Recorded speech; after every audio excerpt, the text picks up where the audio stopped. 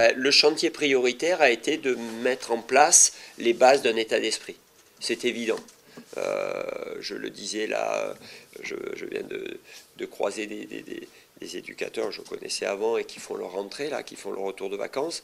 Et il me dit alors comment ça se passe? J'ai dit ouais, la base, ça a été de mettre en place un discours sur l'état d'esprit, dire voilà comment on veut fonctionner, comment on veut vivre ensemble, sur quelles valeurs on va s'appuyer, redonner du sourire aux joueurs par rapport à une méthode de travail qui les passionne, qui les intéresse, parce que il faut qu'on puisse être généreux, qu'on puisse donner beaucoup à l'autre.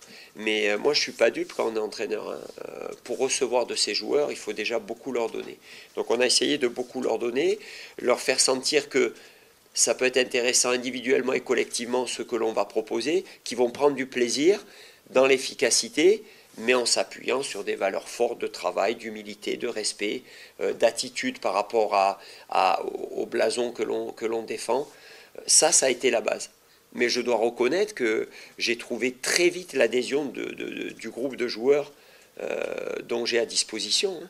Et ça a été je dirais presque facile, parce que j'avais autour de moi des hommes qui n'attendaient que ça. Je veux dire, moi, j'aborde pas mon métier comme ça. J'aborde pas un challenge qui m'est proposé au RC Lens en mettant en avant uniquement les problèmes. J'ai eu des discussions avec le président et Jocelyn Blanchard et je savais que le groupe allait être profondément remanié et qu'on allait s'appuyer sur les gens qui nous semblaient être les gens qui pouvaient avoir le bon état d'esprit. Même si certains sortaient d'une saison difficile où ils n'avaient peut-être pas tout fait bien. Mais s'ils continuaient l'aventure avec nous, c'est qu'on pensait qu'on pouvait tirer la quintessence et le meilleur de ces hommes-là. Donc à partir de là, donc il y a un tri qui a été fait. Ensuite, dans l'arrivée des nouveaux, ils étaient très soigneusement sélectionnés, non seulement, on vous l'a dit, sur leur qualité de footballeur, mais sur leur qualité humaine, qui correspondait à ce que l'on attendait.